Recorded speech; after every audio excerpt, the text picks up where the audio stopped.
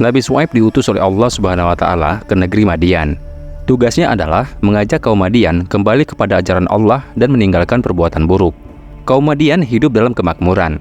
Tanahnya subur, gandum dan buah-buahan menjadi sumber penghidupan mereka. Namun, mereka sering berbuat kejahatan. Mereka tidak segan menindas orang miskin, melakukan praktik penipuan dalam jual beli, mengurangi takaran timbangan, dan sering berbuat licik untuk mendapatkan keuntungan yang besar. Semua itu terjadi karena mereka tidak memiliki pegangan hidup.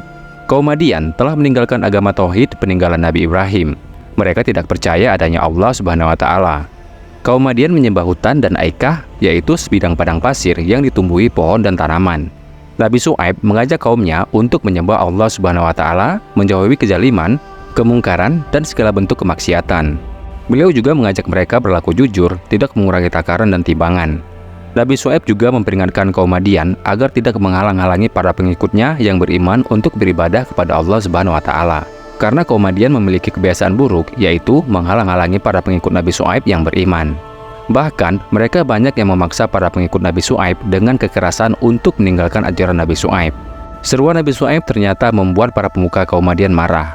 Mereka berkata, "Hai Syuaib dan orang-orang beriman pengikutmu, sesungguhnya kami akan mengusir kamu keluar dari kota kami, atau kamu kembali kepada agama kami." Nabi Syuaib pun berkata, "Bagaimana bisa kami keluar dari kebenaran yang ditunjukkan oleh Allah Subhanahu wa Ta'ala? Jika kami melakukan hal tersebut, kami termasuk yang ada dalam kebohongan besar.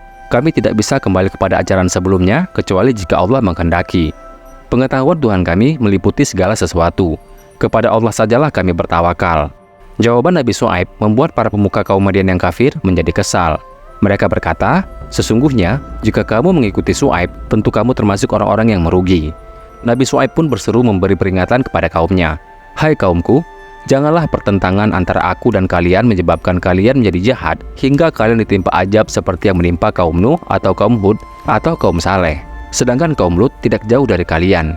Dan mohonlah ampun kepada Tuhanmu. Kemudian bertobatlah kepadanya.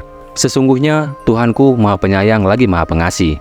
Namun, seruan Nabi Syuaib tidak dihiraukan, bahkan ditanggapi dengan ejekan dan hinaan. Mereka mengancam Nabi Syuaib dan pengikutnya. Mereka berkata, "Hai Syuaib, kami tidak banyak mengerti tentang apa yang kamu katakan itu, dan sesungguhnya kami benar-benar melihat kamu sebagai orang yang lemah di antara kami. Kalau tidak karena keluargamu, tentu kami telah merajam kamu. Sedang kamu pun bukan seorang yang berwibawa di sisi kami." Nabi Syuaib menjawab, "Wahai kaumku, apakah keluargaku lebih terhormat menurut pandanganmu daripada Allah? Sedangkan Allah kamu jadikan sesuatu yang terbuang di belakangmu. Sesungguhnya Tuhanku meliputi apa yang kamu kerjakan. Wahai kaumku, lakukanlah apa yang kalian mampu.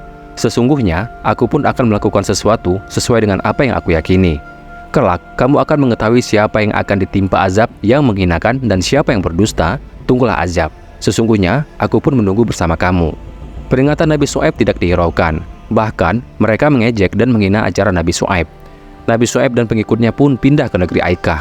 Hanya beberapa saat setelah Nabi Syuaib dan pengikutnya pindah, kaum Madian ditimpa gempa maha dahsyat yang menghancurkan bangunan beserta kaum Madian di dalamnya. Kepindahan Nabi Syuaib ke negeri Aikah sesuai dengan petunjuk Allah Subhanahu wa Ta'ala yang mengutus beliau untuk berdakwah di sana. Negeri Aikah adalah negeri yang penuh dengan perkebunan dan tempatnya berdekatan dengan negeri Madian. Penduduk negeri Aikah juga sama durhakanya dengan penduduk Madian. Nabi Syuaib mengajak penduduk Aikah agar mau beriman kepada Allah dan menyembah kepadanya, serta selalu berbuat kebaikan. Penduduk Aikah tidak mau mengikuti ajaran Nabi Syuaib, bahkan mereka mengancam dan mengajak Nabi Syuaib beserta pengikutnya, seperti halnya kaum Madian.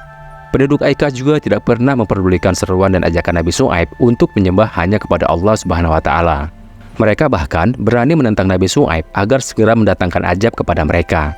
Karena terus-menerus berbuat kedurhakaan dan kemaksiatan serta mendengar tantangan kaum Aikah, maka Nabi Syuaib berdoa kepada Allah agar menurunkan azabnya kepada kaum Aikah. Allah pun berkenan menerima permohonan Nabi Syuaib.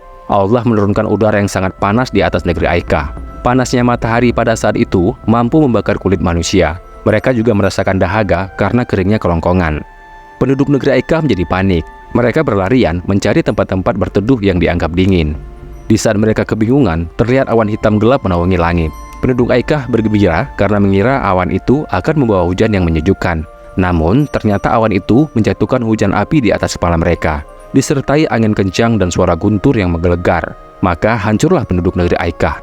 Nabi Syuaib dan para pengikutnya selamat dari peristiwa tersebut dan melanjutkan dakwah mereka untuk mengajak manusia ke jalan Allah Subhanahu wa Ta'ala.